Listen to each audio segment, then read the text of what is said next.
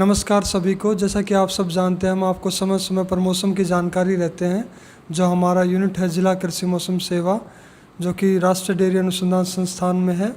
जैसा कि हमने आपको पिछले वीडियो में बताया था कि 12 तारीख तक ऐसा ऐसा मौसम रहेगा, ठीक वैसा ही रहा। 10 तारीख के बाद जो अधिकतम तापमान में लगातार बढ़ोतरी जारी है, और जो कल और परसों जो था यानी 11 और 12 को अधिकतम तापमान 40 के आसपास रहा। यानी कल की बात की जाए तो 39.8 डिग्री सेल्सियस था।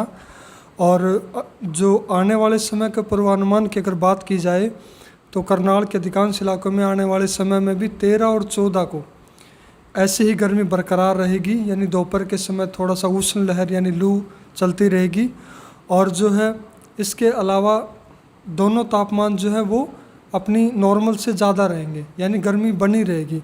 लेकिन अगर जो आने वाले समय की बात की जाए तो गर्मी से राहत कब होगी कि 14 तारीख के बाद से फिर से थोड़ा सा 14 की रात्रि से मौसम में बदलाव होगा। ऐसा इसलिए हो रहा है कि एक नया पश्चिम विक्षोभ आएगा, उसका थोड़ा आंशिक प्रभाव होने की वजह से 15 तारीख को और 16 तारीख को जो है तापमान वो थोड़ा सा सामान्य रहने का पूर्वानुमान है। यानी हमें गर्मी से राहत मिलेगी 15 और 16 तारीख को।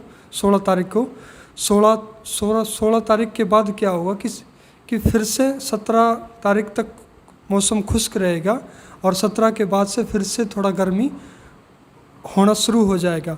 यानी अगले 5 दिनों की बात की जाए तो 2 दिन ऐसे, 2 से लेकर 3 दिन ऐसे रहेंगे जहां हमें गर्मी से निजात रहेगी। 15, 16 और 17 को। 17 के बाद फिर से तापमान बढ़ेगा तो फिर से गर्मी होगी। इस समय पर क्या कृषि मौसम गतिविधियां किसान भाई कर सकते हैं? इस समय प्रमुखता से ये है कि जो किसान कपास लगाने की सोच रहे हैं तो इस समय पर क्या वो हमेशा कपास की बिजाई जो है शाम के वक्त करें, क्योंकि इस समय हवा में नमी कम है। तो जो आप अगर शाम को बिजाई करते हो कपास की तो नमी खेत में ज़्यादा रहती है और अच्छा अंकुरण होगा। तो कपास की बिजाई आप शाम को ही कीजिए। इसके अलावा अगर बात की जाए मूंग की, तो इस समय पर मूंग में क्या है कि थोड़ी नमी की कमी रह रही है। जैसे अधिकतम तापमान 40 के आसपास है तो आप खेत में सिंचाई का प्रबंध कर सकते हैं और आवश्यकता के अनुसार उसमें पानी लगा सकते हैं।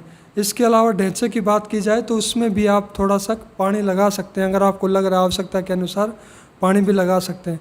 और जो किसान धान की सीधी बिजाई के लिए तैयारी कर रहे हैं तो उनको हम यही सलाह है कि आप धान की सीधी बिजाई करेंगे तो इससे हमारे जो प्राकृतिक संसाधन हैं वो बचेंगे।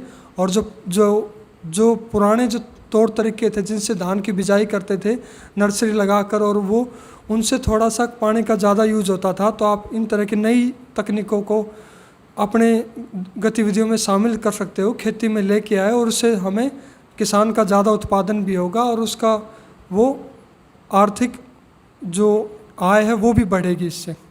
इसके अलावा अगर पशुपालकों की बात की जाए तो हम यही पशुपालकों को ये सलाह देंगे कि इस समय पर जो नवजात बछड़े हैं या कटड़ियाँ हैं उनका समय समय पर पानी पिलाया जाए। और जो आपके छप्पर साला है उसके आसपास जो बोरियां हैं उनको पानी में भिगो करके उसको आसपास जो मेन एंट्रेंस है या फिर आपकी जो जालियां हैं वहाँ पर लगाया जाए, ताकि जो गर्मी के प्रभाव को कम किया जा सके। जो आपके फ़ैन हैं उनको भी चलाइए और उनको नियमित रूप से स्वच्छ पानी पिलाने के प्रबंध करते रहे, क्योंकि गर्मी थोड़ी सी ज़्यादा है। तो जो पशु है अपना तापमान को नियंत्रित करने के लिए पानी के द्वारा वो अपना तापमान को नियंत्रित कर सकता है।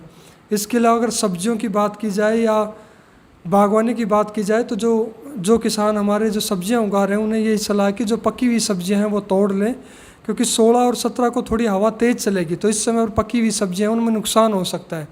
तो आप क्या कर सकते हैं, सब्जियों को तुड़ाई कर सकते हैं। और अगर आवश्यकता के अनुसार आपको लग रहा है कि पानी की कमी है तो आप उसमें से पानी भी दे सकते हो खेतों के अंदर। तो ये हमारा थोड़ा विस्तृत रूप से बताने का था कि आने वाले समय में अगले 5 दिनों में 18 तारीख तक कैसा मौसम रहेगा और किसान भाई क्या क्या अलग अलग कृषि मौसम संबंधी गतिविधियाँ कर सकते हैं जिनसे उनका नुकसान कम हो और नकारात्मक प्रभाव को कम किया जा सके। आगे की जानकारी के लिए हम आपको समय समय पर जानकारी देते रहेंगे। नमस्कार।